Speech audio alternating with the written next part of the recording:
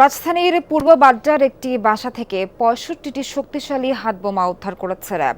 বোমা তৈরির কাজ করতে থাকা অবস্থায় আটক করা হয়েছে ৩ জনকে। জব্দ করা হয়েছে সরঞ্জামও। চলমান উপজেলা নির্বাচনে বড় ধরনের নাশকতার উদ্দেশ্যে বোমাগুলো তৈরি হচ্ছিল ধারণা র্যাবের। আটককৃতদের কাছ থেকে আরও ২ জনের সংশ্লিষ্টতার তথ্য মিলেছে। গরম গরম রুটি, সাথে সুজির হালুয়া, দুর্দান্ত জুটি। তবে জুটি জমাতে চাই তীর আটা ময়দার সুজি, কারণ তীর ছাড়া আমার চলেই না। টিনশেড এ বাড়িটি রাজধানীর পূর্ব বাড্ডার টেকপাড়ায়। বিকেল ৪টার দিকে জরাজীর্ণ এই বাড়িটি ঘিরে শুরু হয় র্যাবের তৎপরতা।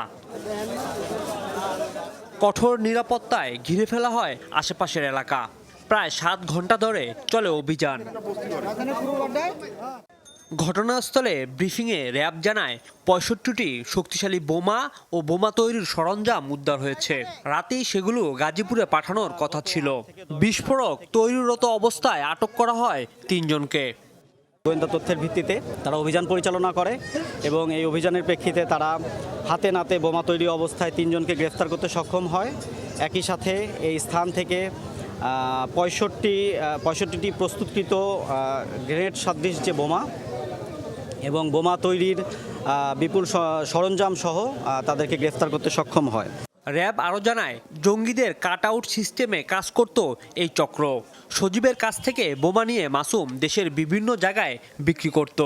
ঈদ কিংবা উপজেলা নির্বাচনে নাশকতা করতে বোমাগুলো ব্যবহারের পরিকল্পনা ছিল বলে ধারণা র্যাবের।